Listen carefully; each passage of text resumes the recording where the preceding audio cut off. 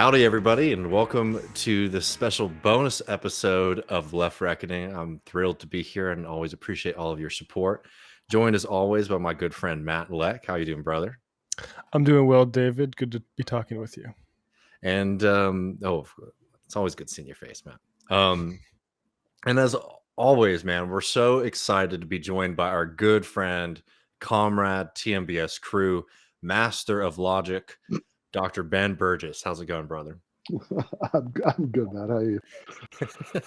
Feeling peppy these days, man.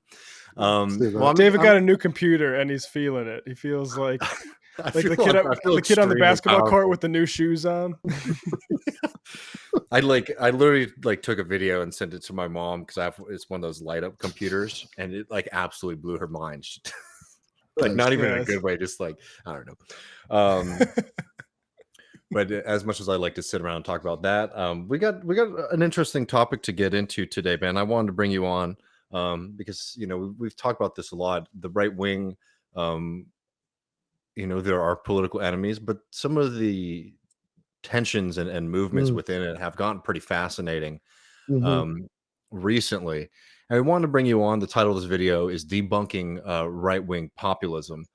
And I think before we get into some of the figures, it might be nice if this could be a whole episode discussion. So, we have to keep it within a little bit of time constraints. But do you think there is a thing? Do you think there's an actual legitimate right-wing populism, or is it just a kind of terminology that sometimes works as a catch-all to catch some of this new synthesis that we're seeing from some of these characters like J.D. Vance and Blake Masters? Yeah, I mean, there's certainly a rhetorical style, right? I mean, that much is true, but I don't think that there's any real populist substance to this, right? I mean, this is a drum I've been beating for a little while. Back in May, I had an article in the Daily Beast about J.D. Vance, and in the last month or so in Jacobin, I've done ones on Blake Masters and Peter Thiel, and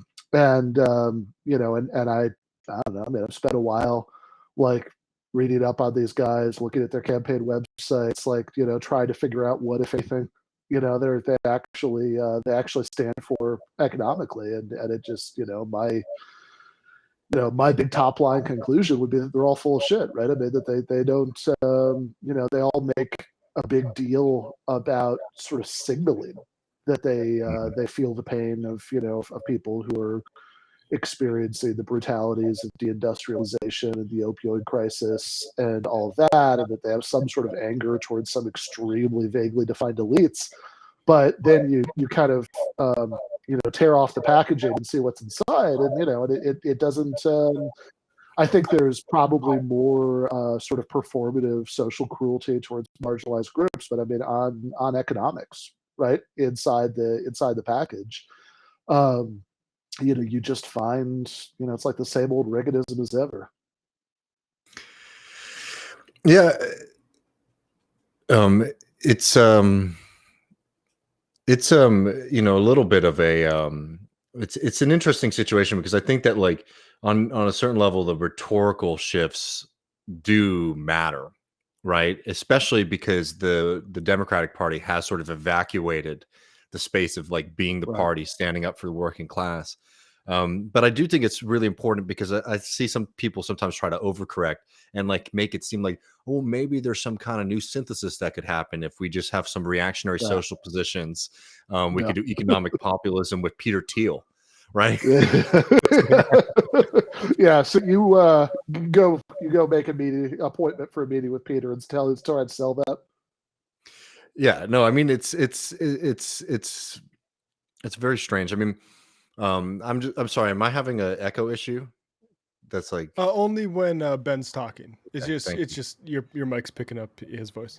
Sorry, that was distracting me. I just didn't want to ruin all the copy. No, I mean, I think we should get to some of these characters, and then maybe at the end we can sort of break down maybe what this ideology is, because I think if you talk about it too abstractly, you can actually just input a lot of stuff that's not even really happening. Yeah, totally right. I did just want to say, I mean, I think that I do just want to pause for a second on what you said a second ago, that about the question about alliances, right? Because this is kind of how I first got interested in this question, right? That I started seeing certain people um, saying that, well, actually, there's a lot in common here, and sure, you might have some disagreements on social issues, but like maybe there's some kind of realignment going on of American politics, and I mean that's mostly what I wanted to respond to, since it seemed and still seems just exactly wrong to me, right? And this is the kind of thing that like it's a kind of thought that's been like circulating around for a long time. I mean, I can remember when I would read takes in like, I don't know, 2011 about how actually, the Occupy and the Tea Party are really complaining about some of the same things, right? Maybe there's room for, coming together here. But I think certainly that kind of noise has gotten much louder since the rise of Donald Trump. Yeah, and like not to like go back into some of the weird, particularly like online left debates about this. One of the nastiest versions was when people were misremembering the Young Patriots and their relationship with Fred Hampton.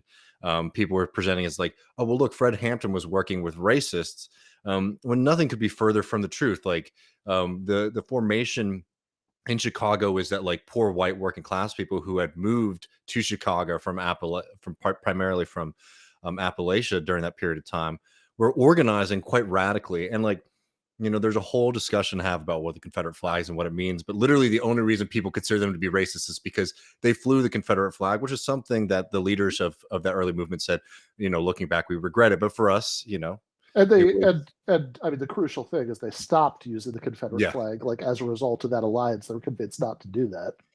I think that's a good point too. Anyways, it's like political education, and like exactly. I mean, it's just like the way signs work, right? Like, let's say in some hypothetical like alternate reality, the sort of like proletariatized Confederates took over that symbol at the end of the Civil War and said, we actually reject the slave owner mentality and we're going to work like it would have a completely different connotation. That didn't happen, obviously, and that's why they through political education were like, okay, we're actually going to tone it down with that. But people that I mean, I guess the reason people react is because it may lead to certain bad actors trying to draw the wrong lessons from that sort of symbolism, but years later. But I mean, that's clearly right. I mean, like symbols, symbols are flexible, right? They can mean all kinds of things, and that doesn't mean they don't matter, right? But it does mean that like it's a little tone deaf to just sort of say like, look at these people using this bad symbol, right? Therefore they must, be exactly the same, right? As some like hardcore MAGA guy who's like upset about the Robert E. Lee statue going down. No, totally. Honestly, that could be an interesting history to do sometime in the future for Love Reckoning. But let's pivot a little bit to these characters. I wanted to, I was thinking about bringing you on when I saw your piece on in Jacobin called "Blake Masters is a pseudo-populist fraud." For people who might not be following these things, because it might be easy to miss an Arizona Senate race for some folks, could you give people a little bit of a sense of who Blake Masters is? Yeah. So I just finished reading a book that mentions Blake Masters constantly, which is The Contrarian by Max Shafkin, which is a book about Peter Thiel. And the reason it mentions Blake Masters constantly is that up until he kind of put all that aside, him to be behind him to run for Senate with Thiel's money, obviously. Blake Masters was one of the leading henchmen of Peter Thiel. He, most recently he was the head of Thiel's, like he ran Thiel's foundation. There's the Thiel Fund, I think. He had various roles in various Thiel enterprises as a top level executive. And going back to what we're actually talking about before we started recording, he's the co-author of a book called 0 to 1. I don't remember the entire stupid subtitle, but it's Peter Thiel's business success win book. Yeah, notes on startups or how to build the future. Yeah. Yeah, exactly. And when you talk about building the future, I mean, that actually might be a pretty good entry point because back in like 2012, Thiel and Masters were both calling themselves libertarians. Um, and Thiel supported Ron Paul's campaign for president. Actually gave, at least relative to the Paul campaign, a lot of money. And you could still find an essay by Thiel called "The Education of Libertarian" on the Cato website, where he talks about how democracy is dangerous, basically, because poor people can like vote for redistribution of wealth. And he also specifically says that like women's suffrage is part of the problem because libertarians have problems with women. No comment. And in and he recommends as possible strategies for dealing with this problem. Right? He talks about outer space and seasteading. Right? That you like having like libertarian colonies on the ocean floor. Right? So that's where he was in 2012, and that's where Blake Masters was in 2012. But fast forward to 2022, and Thiel is backing his protege Blake in running for Senate in Arizona, just like he's backing his protege JD, in the heartland, and in this campaign, uh, Blake is doing a lot of populist signaling, right? He'll talk about the elites. He'll talk about how he wants to help ordinary struggling people. And one thing that he's done and that JD has also done is they've both made a big point in the campaign trail of talking about how it's horrible that you can't support a family on a single income anymore, which is obviously kind of double dips for them because it's a way of posturing as economic populists that also scores some culture war points as conservatives, because it's tied into this conception of a traditional family where the woman stays home and all this stuff. Yeah, you But rarely get that without that. Charlie Kirk, in your discussion with Charlie, also used that exact same double dip, basically. yeah, totally right. And the thing, but like the thing I really want to emphasize about this is like, okay, so they say this, right, that it's bad that you can't support a family on a single income. And by the way, I agree with that, right? I don't want any sort of gender-based social pressure for that to happen necessarily, right? But I think I think if both partners want to work, then you should have state childcare to make that easier, right? But if people want one or the other partner to stay home, with the kids in the early years, that's a completely legitimate life choice, and a decent society would enable that. But what I want to know is what's their plan to make that happen, right? I mean, like how exactly are they going to raise wages so dramatically, that people actually have that option, right? That like because like okay, so Blake, we're starting with Blake, right? Blake tweeted, I quote this in the article, that he was like outraged about the automated like machines at McDonald's, which he also seems to have had a lot more trouble with than I really understand, right? I I go to McDonald's sometimes. It's not that hard, I promise, but regardless, right? Like he said, he says this is terrible. Bring back the humans, right? So it's like, okay, great. So like, what's your plan to make like McDonald's hire human cashiers? Never mind, pay them enough that they could raise kids on a single on a single salary, right? Like, and you never hear it, right? Like they don't like there's nothing like there's no indication whatsoever that Blake Masters or JD Vance would like support the PRO Act, make it easier to organize a union. I don't think Blake has, but I know JD has explicitly come out and against like raising the minimum wage to $15. Blake said actually one of the most revealing things that he said in one of the articles I read about the campaign is that he said if the Republican Party can't just be the party.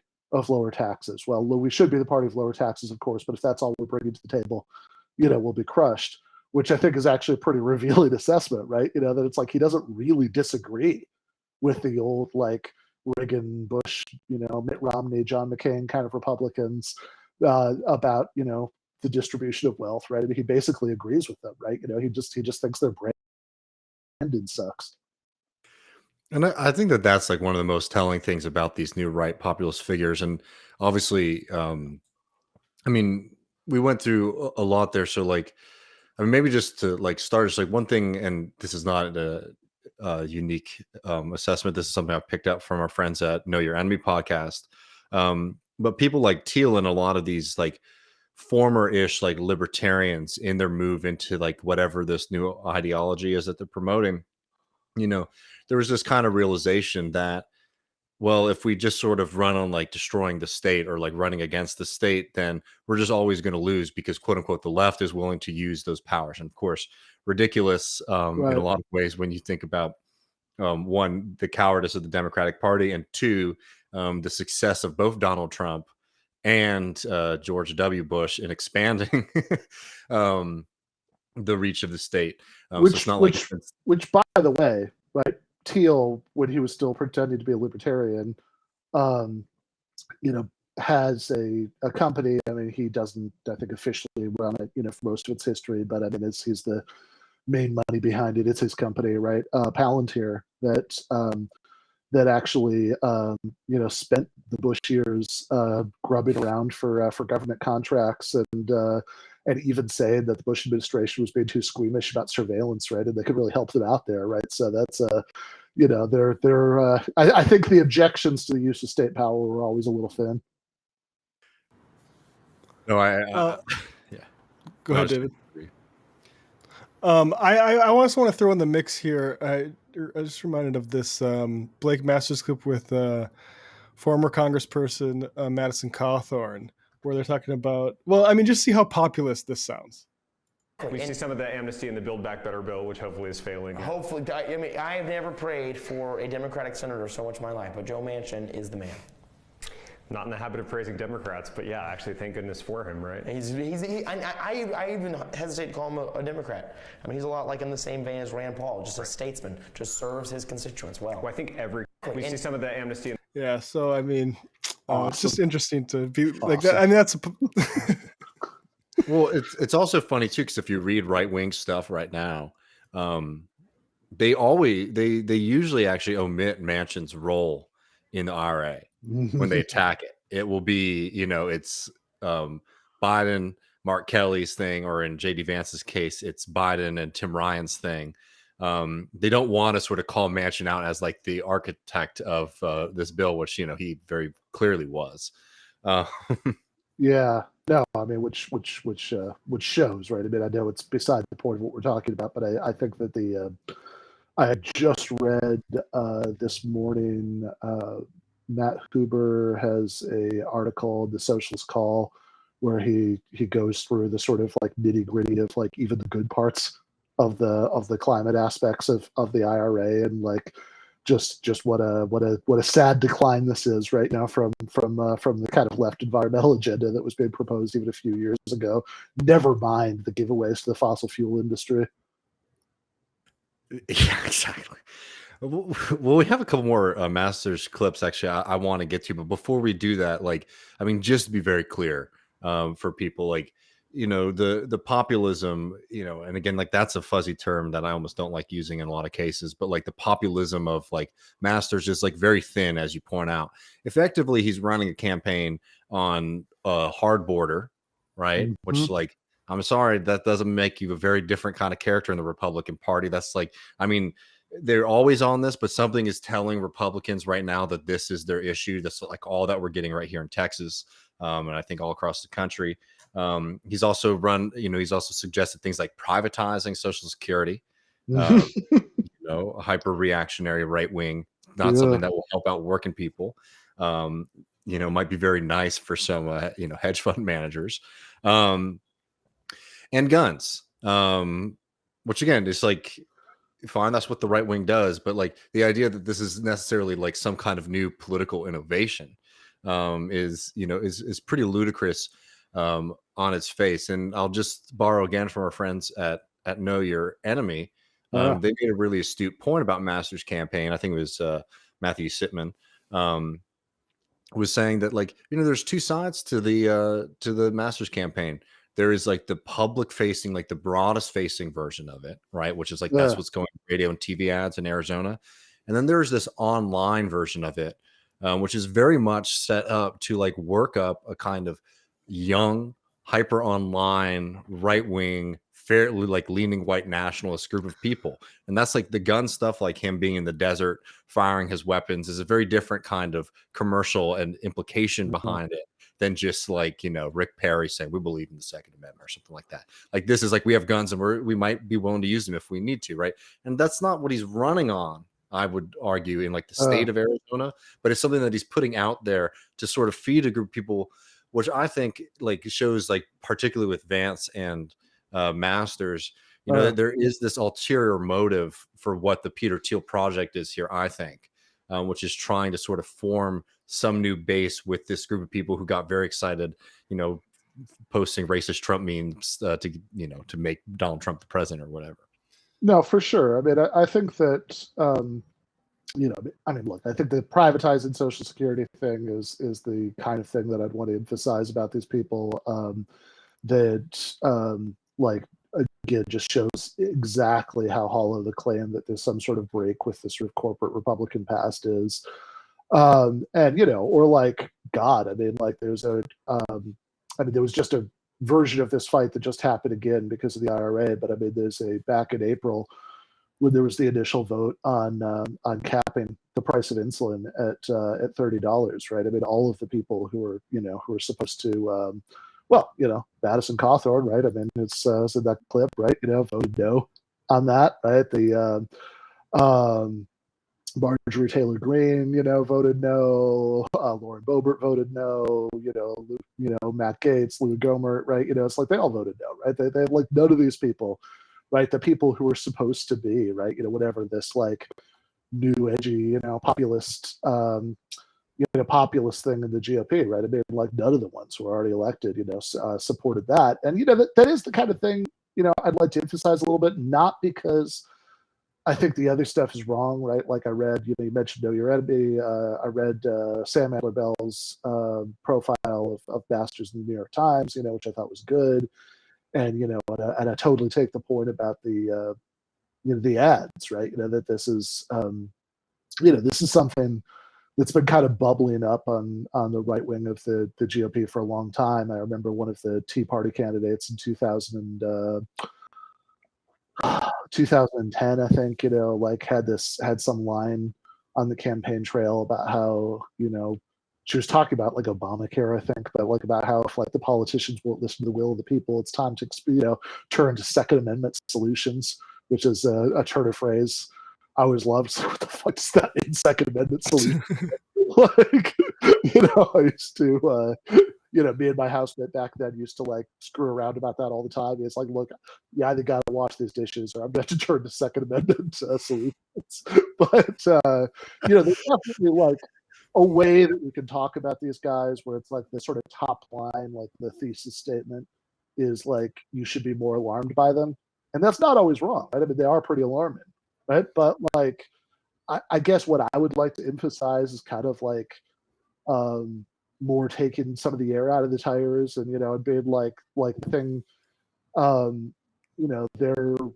they're willing to use state power for certain kinds of purposes, of course. That's certainly true, right? I'm sure we'll talk about that in social issues, but I mean, they have but on sort of material distribution of resources, right? I mean, this is like absolutely, like there's absolutely nothing behind the Brandon shift. Yeah, I agree with that. Speaking of other podcasts, Chapo, we played a little bit on our show about their discussion with them, and I, like you mentioned their analysis, and it is this like far right, but it's like college educated far right, and like Chapo's point was like, I think it's Chrisman, like that's not gonna be enough. Like that like set of people, like they're enough to rile people up online, but I mean, I guess we'll find out if Vance and Masters both win. That could be something else. But I also just do want to emphasize Blake Masters. A vocabulary word I learned from the movie Cloud Atlas is amanuensis. I'll put it up on the screen so everyone can learn it today. But this is what Blake Masters was. It is a literary or artistic assistant, and particularly one who takes direction or copies of manuscripts. And I liked what Chap said about this guy. Like he's just the guy who took notes for Peter Thiel, who, by the way, was just another culture war book writing guy before he made some good investments, and then became like this all-seeing eye of the future of technology, which is actually, by the way, worth maybe a second on, because back, especially all that notes on how to build the future and all that stuff, right? I mean, it's like a big part of the original libertarian Thiel branding was that he was this visionary, who he would, like, one of his lines that he loved to use was shitting on Twitter, which is kind of funny because, like, his best investment was Facebook. But he would say, we were promised flying cars. We got 140 characters, and it's like, okay, dude, but like, you're not building flying cars, right? I mean, your company, it's all based on, was just like being a middleman for financial transactions, right? Your best investment after that was Facebook, right? I mean, it's like, where's the technological visionary? Like, all you do is like post about it. Yes. Yeah. I mean, the thing with like both Vance and Masters, I think that they get a lot of play because, like, they're, relatively younger than other folks.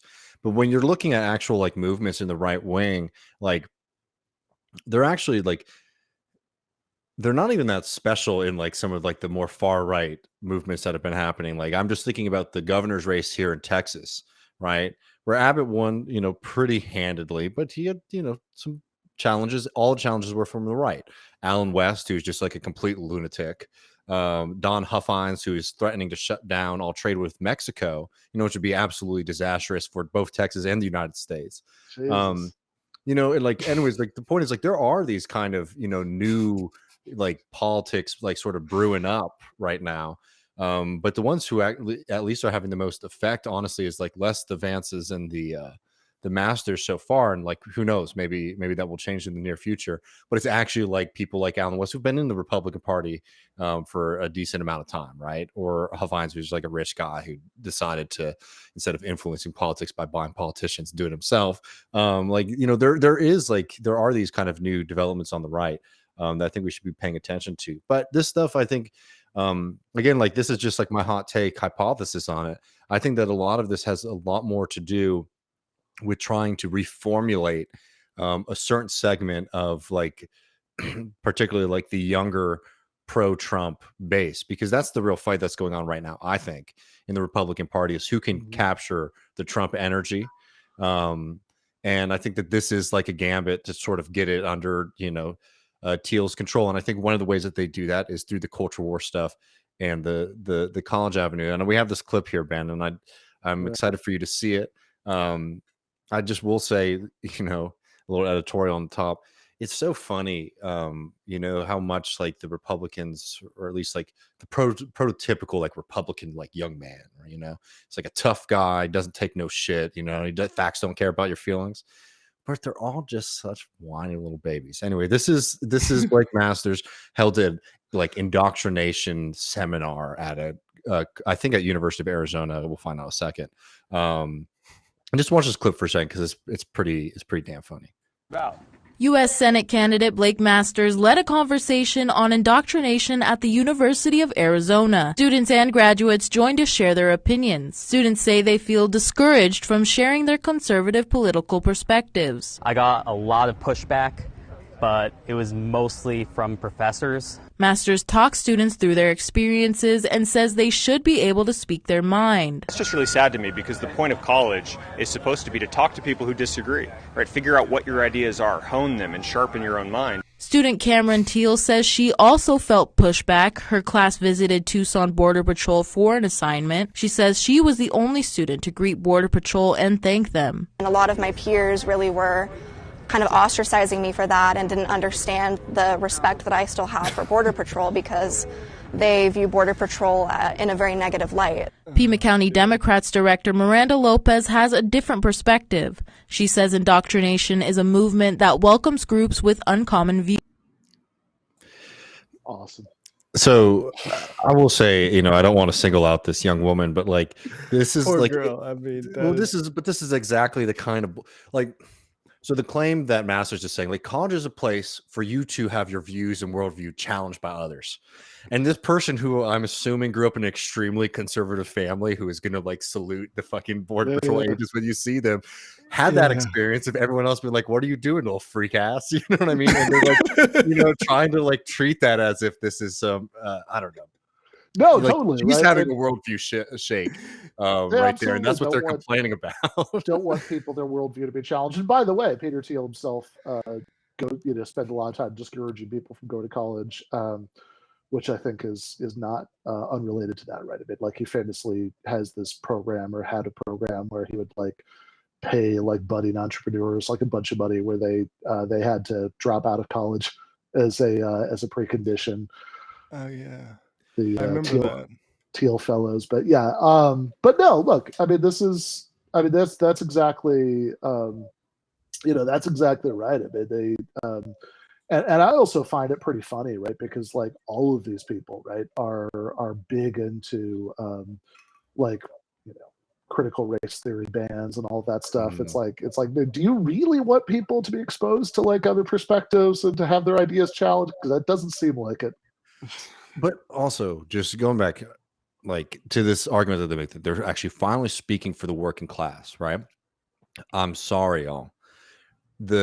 When your kind of fixation is about what kids are being taught at like state universities, that is like a extreme middle class politics perspective, right? That is like yuppie, kind of wealthy suburban. I'm worried about when my daughter goes off to college that she's going to be around communists or something like that, right? That is not like a demand that's coming from any kind of person we would necessarily consider to be like a real working class of member of the working most class.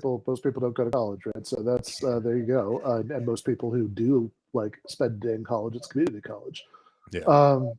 I think that's exactly right. I mean, and it's and I think there's even like a kind of a deeper thing here, which is certainly like one of the things I got out of the debate with Charlie Kirk, right? Like really reinforced that's like, when they use all this populist language, I think oftentimes the sort of target like idea that they have even in their heads, right, of like of who the person of who the sort of like ordinary person being ground down by the elites is when you really dig down into it is like a small business owner, right? I mean, that's who they really mean. Right, exactly. That's who was the most victimized by the COVID lockdowns. It's like they'll pretend like it's like cared about the most vulnerable communities, but it's actually like a business owner, which of course it sucks that anyone's business went under, but it is very revealing, right? Like I mean, the Kirk case, the funniest part I thought was when he he said anybody could, basically said like business owners deserve to have the power that they do because they work so hard to start a business. And I kind of said, well, do you really think anybody could do that? He was like, oh no, yeah, absolutely, anybody could do that. Like if you and he said and like in his little like spiel about how anybody could do that, he said, get a second mortgage on your house. It's like, okay, you realize what you just said there, right? Like the like what you're assuming about anybody. No, that's such a good point. I'll talk to my landlord, see if we can take out that second mortgage. Exactly. Let's get to a couple more of these clips. I know it's fun to talk shit about these guys, and at this point that we're about to see is very silly, honestly. But it's notable to check this out because I do think with the IRA, I've even seen this with some people on the left being very worried about the increases in like IRS funding that are going into it. And I actually think that, like, if I were just like a neutral, cynical guy who was trying to, advise the Republicans, I think that this is an issue to hit on, because like most people just have an initial reaction to the idea of funding the IRS more, of being negative. Now, we had Ben Spielberg on the show 2 weeks ago, who sort of broke down why a lot of these fears from the left, at least, are a little bit misplaced. But here is Blake Masters with one of my favorite drunks, Larry Kudlow, on Fox Business, talking about the IRA. Blake Masters, welcome to the show. Just Blake, you probably may have heard the discussion with Claudia Tenney. Who's a very, very smart woman. What's your instinctive take? I mean, you have libertarian instincts. This IRS story and this FBI story must be driving you crazy. And I'm going to guess that the voters of Arizona are just as upset about the FBI attack on Trump as the rest of us. Well, you're sure right about that, Larry. And you know what the Democrats want to do? Yeah, they want to create their own federal militia. They want to weaponize the bureaucracy. They want partisan bureaucrats to selectively enforce the law to go after their political opponents. I wish that weren't true, but like that is so obviously what is happening here. And Larry, you know economic policy better than anyone. You know that raising taxes on hardworking Americans in the middle of a recession, that's bad enough. But then to sick 87,000 new IRS agents on people who are just trying to make ends meet. Many of these agents are apparently going to be armed. Like, this is really crazy. And I'll tell you, Arizonans that I speak with, they are furious. They're angry at Senator Mark Kelly for supporting this. Mark Kelly doesn't want to hire any more Border Patrol. He doesn't want to give resources to our Border Patrol. He doesn't want to support those guys, but he wants to hire 90,000 new federal tax collectors. It shows you what the Democrats' priorities are. By the way, Blake, on that point, they will undoubtedly sign up to the union, the National Treasury Employees Union, which is a very far left union. They endorsed all of the Democratic planks, including this silly inflation reduction bill, which it is not an inflation reduction bill. I mean, what is it? The numbers here, almost 100% of its funding go to Democratic politicians. Wait, $597,000 of their PAC went to Democrats and $18,000 went to Republicans. It's a union. I don't know. I just like that you introduced Larry Kudlow's one of your favorite drugs. It's like as if it's like the sort of like, well, who's the. It's like, I don't know, Charles Bukowski or, Brendan Behan, Larry Kudlow, right? That's the. I mean, I just think like in some alternative universe, I don't know how I get there. But if I had to work on Fox News like that, that's exactly how I would get through the day too. So a little solidarity. Blasted. Yeah. Okay. We got some economics news. Blake, what do you think over there? The Mexicans are coming. Yeah.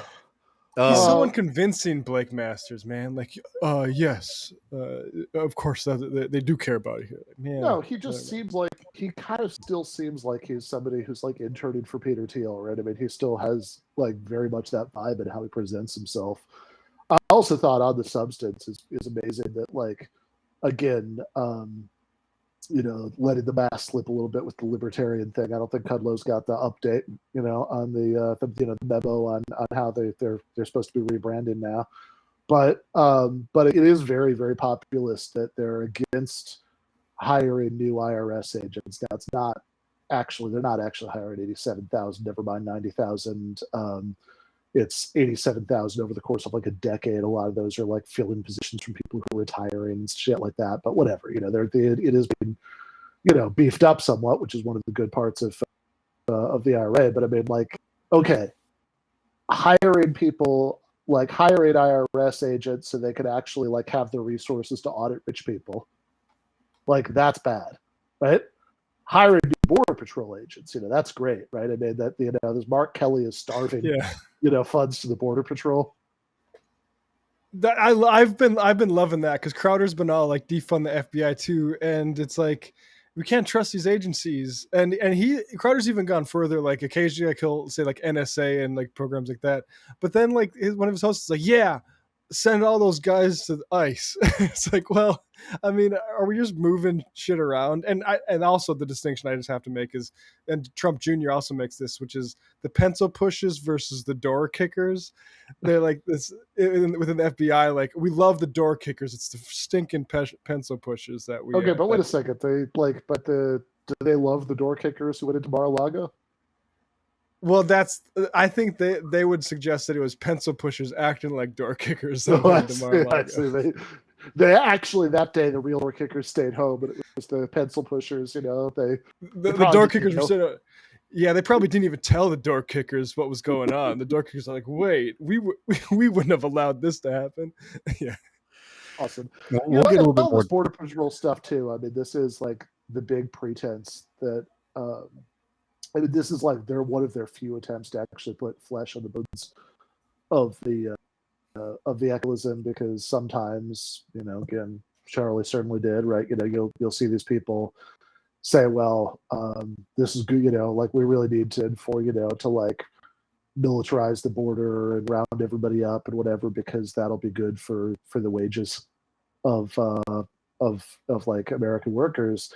And it is, I mean, I guess it's like a really simple point, but I think it's worth like making constantly, that it's like, okay, wait a second, like you're against just directly doing anything to raise the wages of American workers, right? You're against like raising the minimum wage or anything like that, but like doing but like rounding people up and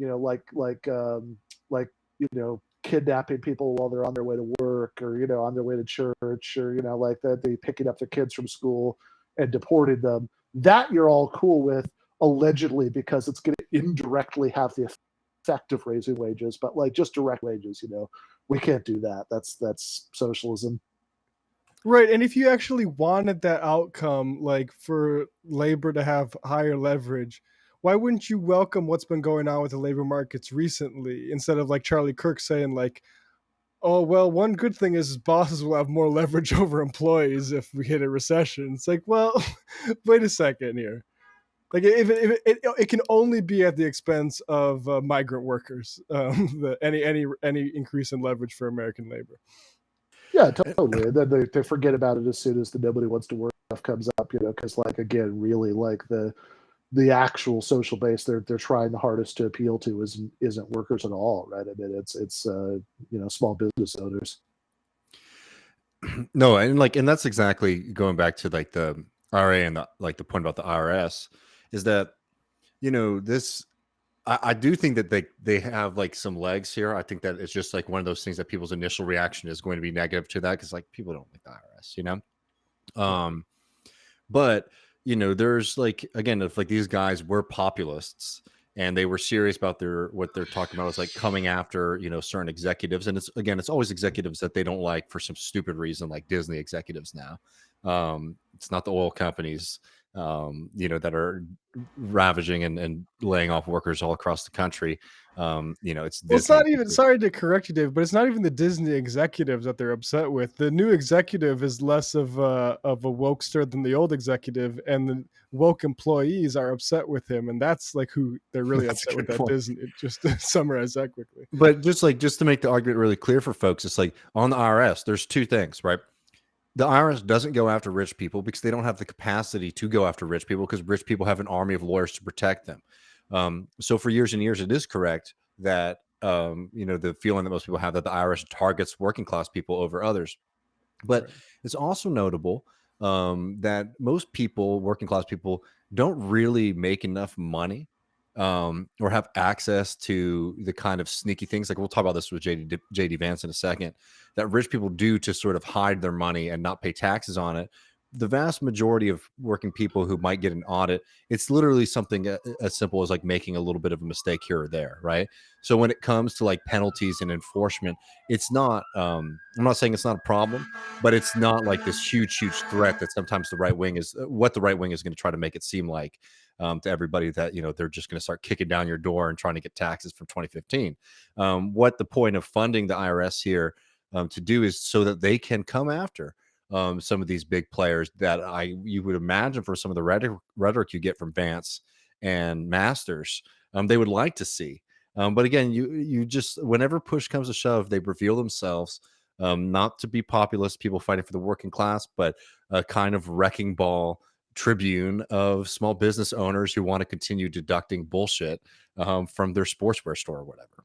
Yeah, totally. And I also, I don't want to throw too much into a left shade here, but I mean, I've seen, I will just say that, like, I've seen some people who I think tend to be confused about this realignment question and so on, having a negative reaction to the alleged 87,000 new IRS agents in a way that, like, I find a little bit confusing, because, like, I don't really see, and I'm not saying, like, whatever, the IRS is a arm of a capitalist state that does lots of bad things, but, like, I don't really see how you can support taxing rich people more and not want there to be some kind of mechanism to make sure they're actually paying their taxes. It seems like you kind of have to choose. Yeah, I think that's a really good point. And I would also I think actually that's all you need to say. Well, on that, on enforcement, I know we're talking about this a little bit off air. We haven't talked about this on the show yet, but there was this pretty significant raid of Trump's, the Winter White House in Mar-a-Lago, Florida, where FBI agents came and they, confiscated a bunch of documents. We're still sort of waiting to know what they are, but there's a lot of indicators that are pointing that they might be related to U.S. military and nuclear secrets. And I'm curious what y'all's top line reactions on it. Maybe I'll go first. I will say, I find this actually to be a little bit more significant than most of the other dirt that's been brought up against Trump, because that's one of the scariest things about the U.S. presidency, is that we have the capacity to annihilate the planet. It was always one thing that made me extremely uncomfortable, having Trump as president and having access to all that information, and then thinking about him being, severely, pushed out of office, right? Just like getting walloped in the general election. It shows that most Americans don't also want him to have that power. And the thought of him sort of maybe keeping some of that information at his little house is quite frightening. Now, obviously, the right wing has been having a field day with this. I'll throw it to y'all in a second, but I will note, like, one thing that has been interesting is to see some of the reactions from Republicans themselves, because obviously early moments there was almost unanimous condemnation of the raid, but you've started to see maybe some of the more moderate, might be the worst word to describe a party that runs on what it runs on. But here in Texas, like, there are, some bigger name politicians that are sort of standing back a little bit and not being as fervent supporters of Donald Trump in this most recent chapter, because I think that they also have a sense that, like, this could end up being something pretty big. But I'm curious what y'all think about this before we throw to Masters, who has a pretty predictable position on this. Yeah, I mean, I think, I mean, my basic reaction is that I think it's pretty horrifying how little anybody has shown any kind of interest in a long time in holding any president or ex-president, accountable for any of the crimes they've committed, right? I mean, going back to kind of the original sin of Ford pardoning Nixon, up through Obama just sort of announcing in advance that that nobody would be arrested for torture. We're going to look forward, not backward. And even if we, I mean, I think, I think if a former president actually saw the inside of a jail cell, I think that would be a tremendously positive for democracy, right? I mean, I'm not holding my breath for it to actually happen, right? Even after the raid, I still have kind of a hard time imagining that, but it'd be great if it did. Yeah, I mean, I would first, as far as I know, I think it's just the Washington Post that has reported the nuclear documents thing, and their sources say, which is a reason to say, like,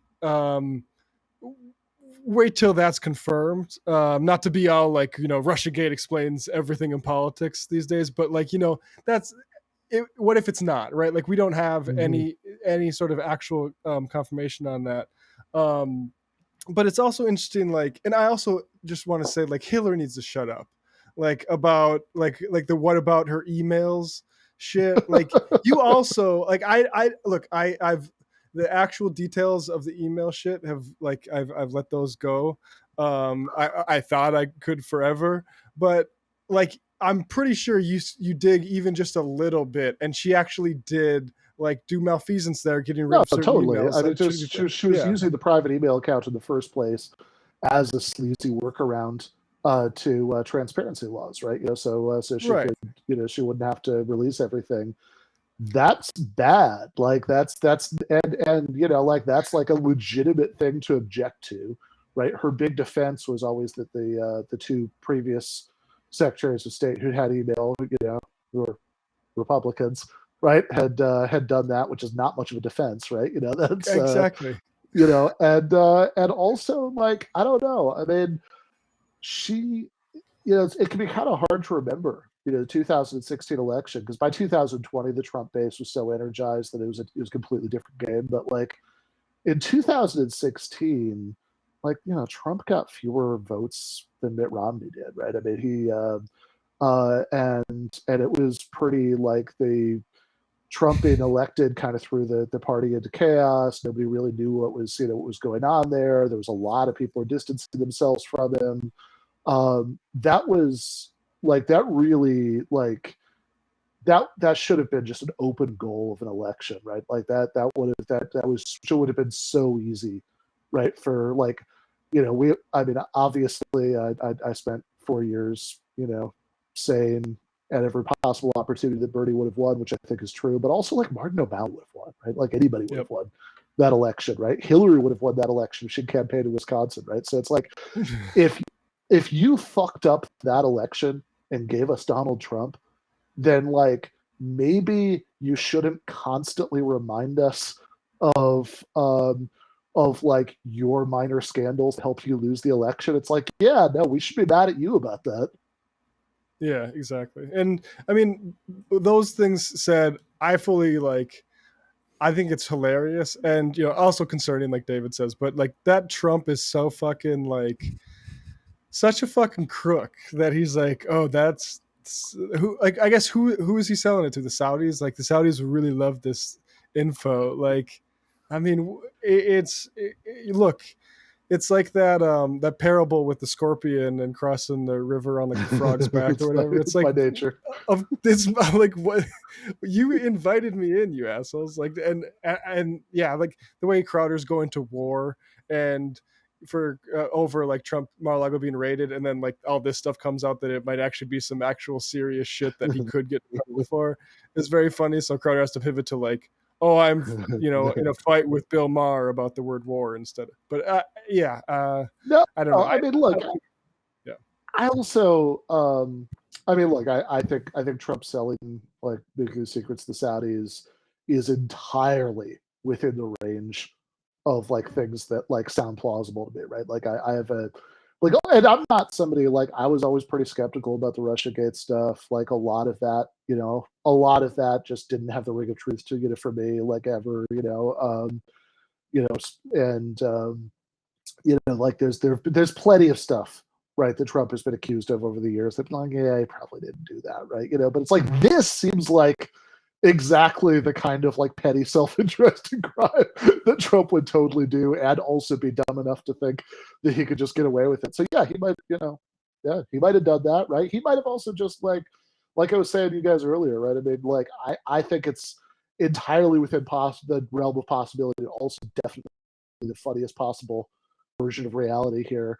Trump brought a bunch of like really like incredibly heavy, super classified stuff for the White House to Mar-a-Lago, just so this could be like a perk for like $100,000 a year members, that they get to, it's like a podcast where you get to do a Zoom call once every 3 months or something, that it's like, I don't know, you get to like go on the special tour where you goggle at all the secret nuclear documents. Absolutely. No, I mean, like completely. I don't think we need to play the Masters clip just because he says exactly what you think he's going to say. I did want to bring a little bit of style into the program and get that nice smoky look that JD Vance seems to have perfected around his eyes. It does always look like he's wearing a little bit of eyeliner. I don't get it. I don't know what's going on. But I mean, we're not going to be able to do as in depth of a thing as we did around Masters. I think most people have probably read or interacted with Vance's stuff enough to know that he's the same kind of character. Pseudo-Populist. I think people should read the piece in the Lever about his defense of the carryover interest tax break, which is something that only elite and wealthy people get. Just see where he lies on things. But I did want to bring this up. Because he has this clip here. He's looking mighty fine in this little hard hat and safety goggles. But I think that let's watch it, and then I want to make a serious point about this. Plan to help keep these companies successful? We have to be careful here. So there are plans for this to benefit Ohio, but it hasn't actually benefited Ohio yet. And if you look for every single job that's created in the EV industry, usually 2, 3, 4 Ohio auto worker jobs are destroyed in the process. So look, I'm all for Ohio leading in electric vehicles, but if we force thousands of Ohio auto workers to lose their jobs because we create maybe a few hundred EV jobs in the future, Ohio workers do not benefit in that trade. Have any top line thoughts before I add some context to this? I mean, it's it's JD Vance, right? I mean, he's gonna say whatever the predictable conservative shit is, and then like backfill, backfill like an explanation for like why he thinks that. I mean, he could not be more full of shit, right? Like as a politician, that that they have he has he's made a big deal about the opioid crisis. He also worked for a law firm that represented opioid manufacturers. He has I think he's better at this than Masters is. I think you need to give him that, right? I mean, he seems slightly less ridiculous in the way that he presents himself, but he's never, ever, ever going to say anything that actually surprises you. No, I think that's a good point, that he's a little bit better at the cosplay, but as a hard hat implies. But I do think maybe, because we only have a couple minutes in closing, I wanted to bring this up because this is exactly the kind of shit that is coming our way if we don't get serious about starting to fight for real working class based just transition politics. Because these subsidies and this push for EVs, while that's very welcome, the way that it's structured is very likely, and we're already seeing some examples of this, to embolden and empower corporations to continue to crush and punish labor. Here's Jonah Furman, who you can read at Labor Notes, talking about something quite shocking that just happened. Quote, the opposite of a just transition. General Motors just told the UAW local in Spring Hill, Tennessee, that as they switch to building electric cars at the plant, they plan to move all engine assembly work to a subcontractor with lower wages and benefits. Greenwashing, union busting. And what's notable about this is that the subcontractors that they're utilizing, you can't use your classic left-wing argument here, friends. The subcontractor that they're utilizing is also UAW, but their contracts are much lower than the GM hired, engine manufacturers. So this is encouraging a race to the bottom wage fight for workers in a technology that is supposed to be the system of the future. And the point here is not to say, look, JD Vance is right. Yeah. But the point is that if people don't start bucking up and start talking seriously about this and stop this kind of myopic thing where it's well, if it's green, it's good. We're going to have a lot of trouble on our hands, because, those folks in Tennessee are going to remember what transition ended up costing them their jobs, right, and their livelihood. And it doesn't have to be that way. But if we don't have any answer on our side other than just, that's your sacrifice to make so that we don't cook the plant or something like that, that's not going to go very, very far. Right. And Vance is going to, do his sock puppet version of talking about those concerns. But if again, it's like if you evacuate that space and you let the right be the only one speaking about this, you're going to create a lot of anti-green policy voters in this country, which will be extremely devastating. Yeah, no, I mean that's definitely true. I mean, I guess the point I wanted to make about it earlier was just that, like, you know, Vance is always going to have, like, again, I do think he's better than Blake Masters at it, but like he's always going to be able to come up with some sort of, you know, populist explanation, like in the thing I wrote about him for the Daily Beast. Like he gets real creative with this stuff, right? I mean that that like Medicare for all is actually like an elite thing because it's like a giveaway to doctors and hospitals. Like that's a JD Vance argument he's made.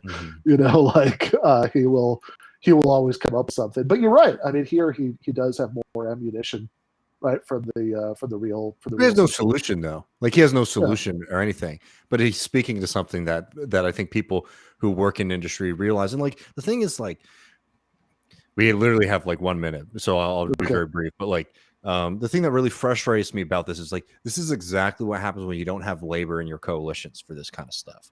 Because every union person that I talk to will talk to you about the problems with like with working in EVs. They'll talk to you about the problems in solar. They'll talk to you about the problems of wind. It's not about the technology. It's not about, you know, potentially utilizing these things to some capacity.